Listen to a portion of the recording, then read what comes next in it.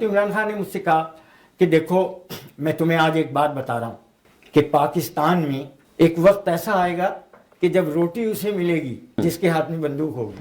میں ہوں رضا صدیقی اور آپ دیکھ رہے ہیں میرا یوٹیوب چینل. ادبستان کے پروگرام کتابیں بولتی ہیں میں آج ہم تعارف کرا رہے ہیں کینیڈا میں مقیم معتبر اور جید صحافی کینیڈین ایشین نیوز کے ایڈیٹر لطافت علی صدیقی کی کتاب ہزاروں انکشافات.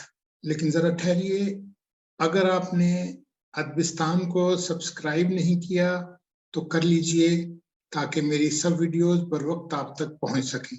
بیل آئیکن کو دبانا مت بھولیے گا.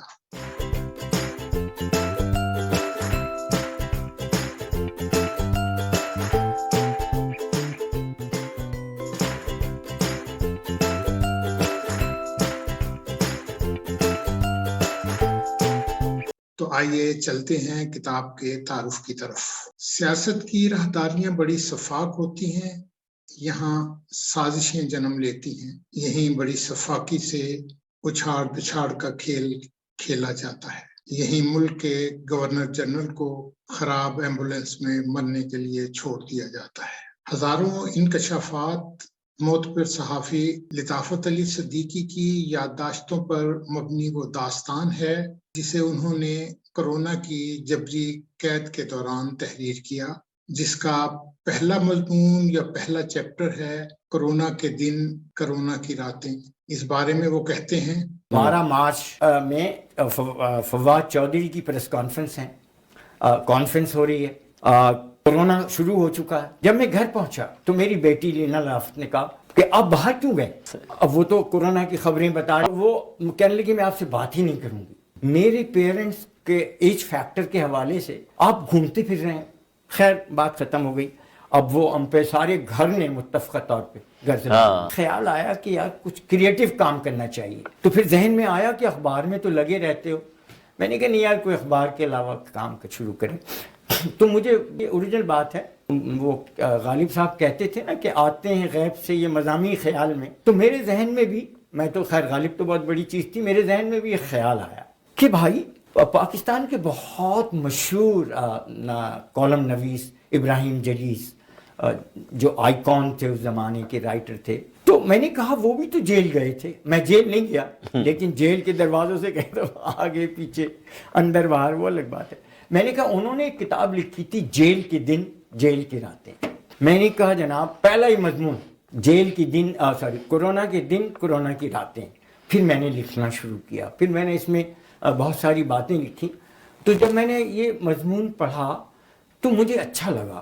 کتاب کے پنوں پر پاکستان کی تاریخ رقم کی گئی ہے، وہ خونک چکا داستان جس میں اقتدار کی جنگ میں ملک کے کئی وزیر اعظم قتل ہوئے. بانی پاکستان قائد اعظم محمد علی جناح اور ان کی ہمشیرہ محترمہ فاطمہ جناح کی طبعی یا غیر فطری اموات کا تفصیل سے ذکر کیا گیا ہے.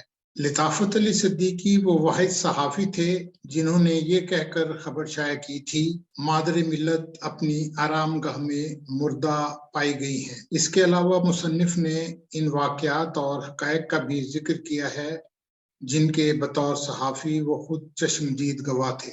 رخسانہ بنگش کے توسط سے سعودی عرب میں کیے گئے محترمہ بے نظیر بھٹو کے جلا وطنی توڑنے کے بعد عمرہ کے لیے سعودی عرب آنے اور پھر پاکستان پہنچنے سے پہلے انٹرویو کا تفصیلی ذکر کیا گیا ہے، جس میں اپنے والد کے ساتھ آخری ملاقات کی تفصیلات بتاتے ہوئے محترمہ بے نظیر بھٹو کے بارے میں لطافت علی صدیقی کا کہنا ہے کہ وہ جذباتی ہو گئی تھی. ان کی اس ملاقات کے چند گھنٹوں کے بعد ذوالفقار علی بھٹو کو پھانسی دے دی گئی.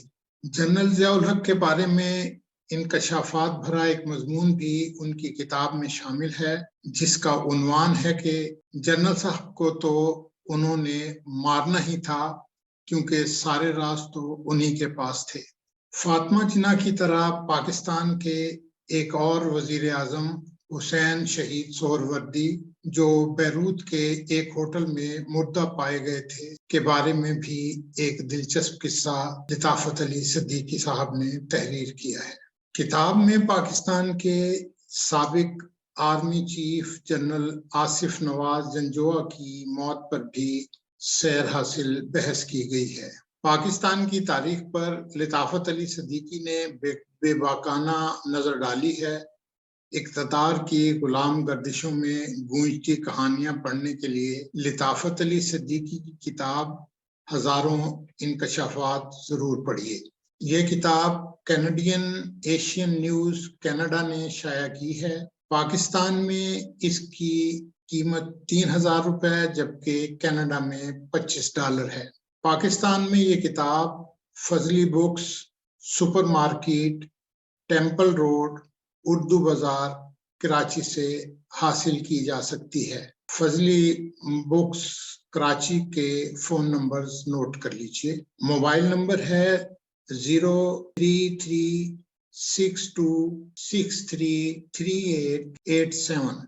دوسرا نمبر ہے کراچی کے کوڈ کے ساتھ 00213221291۔ کینیڈا میں یہ کتاب حاصل کرنے کے لیے حفیظ الرحمان، جن کا فون نمبر ہے 4168886072۔ ایک اور صاحب ہیں جاوید احمد، ان کا فون نمبر ہے 6478012515۔